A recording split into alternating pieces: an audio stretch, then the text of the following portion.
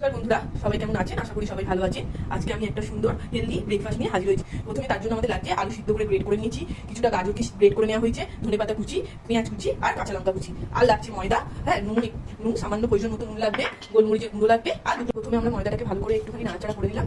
তার মধ্যে আমাদেরকে যে আলু এটা রয়েছে সিদ্ধ করে গ্রেট করেছি ওটাকে দিয়ে দিচ্ছি, ওটাকে দিয়ে দিলাম, গাজর কুচিটাকে দিয়ে দিলাম, এবার ধনেপাতা আর পেঁয়াজ কুচি এগুলোকে আমরা দিয়ে দিলাম, কাঁচা লঙ্কা কুচি সব একবারে দিয়ে দিলাম, নুনটাকে দিয়ে দিচ্ছি আর গোলমরিচের গুঁড়োটাকেও দিয়ে দিলাম, সাথে দুটো ডিম যে ফেটিয়ে রেখেছিলাম ওই ডিম দুটো দিয়ে দিলাম।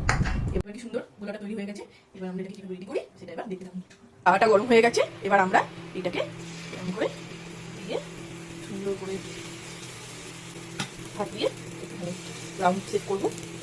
দেখুন আমাদের এক পিঠটা এবার হয়ে গেছে, এবার আমরা উল্টে দিলাম। দেখুন আমাদের হেলদি ব্রেকফাস্ট রেডি, ভেজিটেবিল পরোটা।